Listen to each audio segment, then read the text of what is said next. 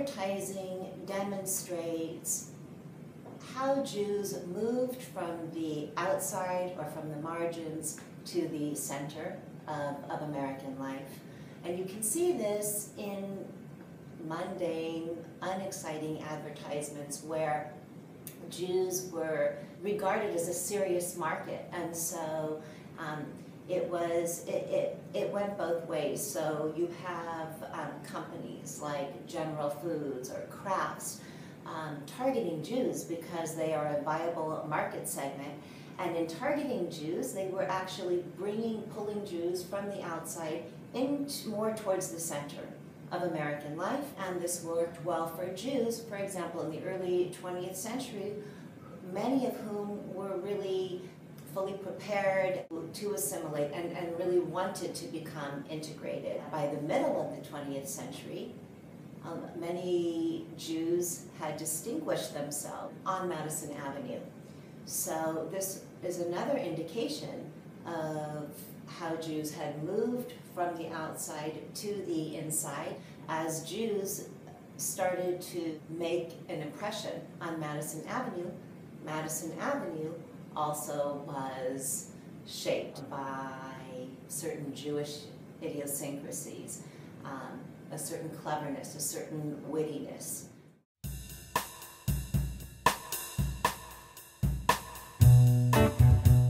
In the early 20th century, in the 1920s, Albert Lasker is a familiar name.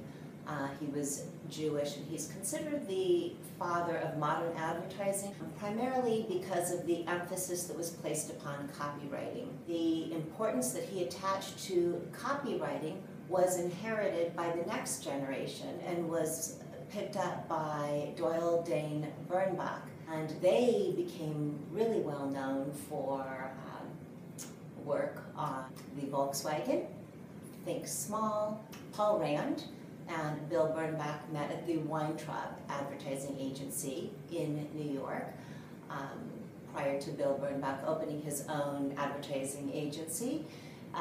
Paul Rand was also Jewish. He was an art director, and Bill Bernbach was a copywriter.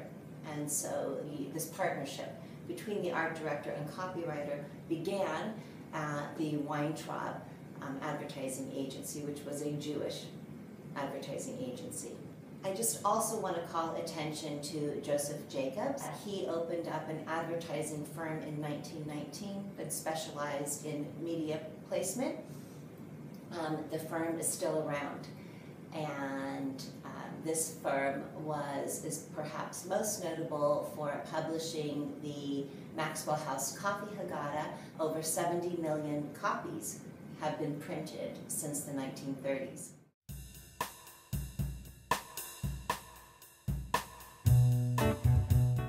Some of the most notable advertising campaigns that are discussed are on the Levy's Rye Bread campaign.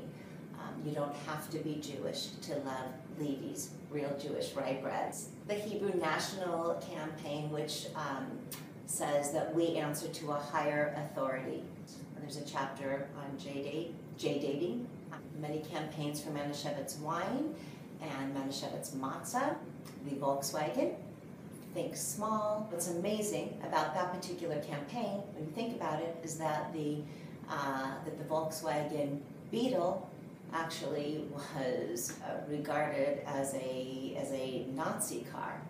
And so by many accounts, the transformation of the Volkswagen Beetle or the conversion, we could say, of this car from its Nazi associations to the darling of the American counterculture is considered one of the triumphs of modern advertising.